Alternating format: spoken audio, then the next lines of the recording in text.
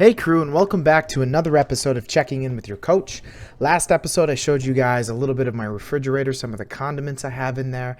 Today what I'm going to talk about is manipulating the recipes that you already love. So I know quite a few people that are big into baking, into cookies and brownies and things like that. And what I really want to talk about is there are ways that you can make your favorite meals, brownies, cookies, things like that. And if you're looking for some recipes, I've got some, okay? I can certainly send them over to you if you would like. You can hit me up on Messenger on Facebook. You can email me at info@getcomplete.net. You can leave a comment down below, whatever. However you want to get in touch with me, I will gladly send you a few recipes. And you know what? They're already posted on getcomplete.net. You just got to type in recipes. They'll come up. So anyway, if you're big into muffins and brownies and things like that, number one, if you just want to buy it in a box, best place to find it is Kodiak Cakes. You buy it at a Walmart, a Target, any Cash-Wise, any store that's kind of hip, okay? And what I mean by hip is in with the times. Sometimes mom and pop shops don't have it because they just don't know. Anyway, Kodiak Cakes is great. They have pancakes. They have pancakes in little cups that you can throw in a microwave. They do muffins. They do brownies in little cups. You can buy boxes. You can make it whatever you want. The reason I like them, they use 100% whole wheat. They don't put a ton of sugar in it. Some of their chocolate ones can get kind of crazy, but they have some really nice products out there. They also do an oatmeal in little cups, breakfast oatmeal. Again, they have some sugar in it, but nothing against Quaker Oats, but some of Quaker Oats instant packs have a lot of sugar in them in comparison to Kodiak. Now, Quaker Oats certainly has some low sugar variations. I'm aware of that, but I'm just saying. But if you love getting, a bag of flour out, getting a bag of sugar out, mixing eggs and, mixing it and using your standing mixer and preheating the oven and getting it perfect and getting a perfect golden brown and blah, blah, blah, blah, blah, here's what I would recommend. So back when I was doing keto with my wife, we did it for 100 days just to see how it happened, see what it felt like. We experimented a lot. We found erythritol, which is I call it an artificial sweetener. Other people call it natural sweetener. Whatever it is, it's just not bleached sugar. It's also not bleached enriched white flour. So if any of you know me personally, I'm kind of anti-bleached sugar. I'm anti-bleached enriched white flour. There's a reason they have to enrich it, because when they bleach it, they kill everything, right? I'm a big proponent of 100% whole wheat products, rices, oats, things like that. Anyway, before I get too far on a tangent, erythritol. So it is, in my opinion, it's artificial, okay? Even though it's natural.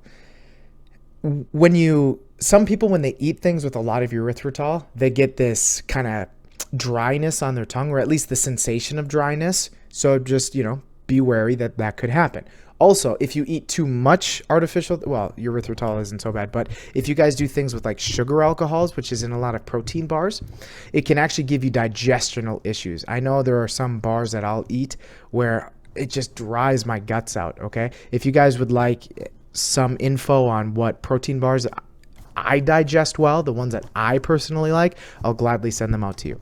Anyway, erythritol. So there's a company that I'm very familiar with. It's called Swerve. They have confectioners, so powdered sugar, and then they also have granulated sugar. The cool thing about that brand is it's 1-to-1 ratio. So let's say your baking calls for 2 cups of sugar. You can use 2 cups of erythritol. Is it more expensive? Yes.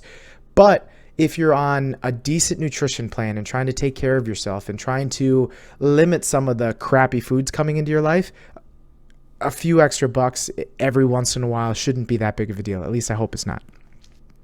Anyway, there is white sugar, and then that's the company Swerve. And then there's a company, and I believe Splenda does it too. Maybe Swerve does now, but shout out to Tammy if she's watching this video. She found some erythritol that's brown sugar, which is kind of tough to find, to get that taste of molasses and have it actually taste like something good. Suncrin Gold is the brand she gave me. It actually tastes really good. I don't get that kind of dry feeling in my mouth. So again, shout out to Tammy for giving me this. This is great. My wife was just making something that just had brown sugar and it tastes great, right? I think it was her chocolate cake. I don't know. Anyway, so the sugars you guys can replace. Erythritol, also known as stevia, That's the way to go. Now, flour. Some flours work well, some flours don't. Some flours exchange really well. First step, if you guys are using white bleached enriched flour, first step, 100% whole wheat flour. Okay, try that. If it doesn't work in your recipe, and do a small batch, small, right? You can buy 1 pound, and if it sucks, use it on something else. Make muffins or something. Anyway, excuse me. You can use, there's rice flours now. There's oat flour. There's every flour you can possibly imagine. It doesn't have to be almond flour. It doesn't have to be coconut flour. When I was keto, we did a lot of almond flour and coconut flour. It made pancakes really well. But again, there are different flours out there. They mill them so that they're texturally very similar. And in a lot of cases, they bake rather similar too. So again, this whole video is just to try to encourage you, try something different. Maybe this time, hey, I'm going to try that stevia thing, but still use my bleached enriched white flour rather. Cool. Go for it. Maybe it's, you know what, I'm going to get this bleached enriched white flour out, and I'm going to put whole wheat flour in, and I'm just going to keep my sugar for now. Or I'm going to mix half and half white sugar, half this stevia crap, and see how it goes. Go for it, okay? I'm trying to encourage you guys to try to limit that processed garbage. Now, most flours get milled. That's a sense of processing. But what I'm talking about when I mean processed is to the point where the nutritional value is so zapped from this grain. So let's talk white flour for a second. It's so zapped that they literally have to re-enrich it because they killed so many good nutrients in it. They put this artificial, oftentimes not even from a wheat plant, nutrients back into it so that you kind of get this alien Frankenstein monster type flour, okay? And then your body goes crazy on it, okay? At least some bodies do.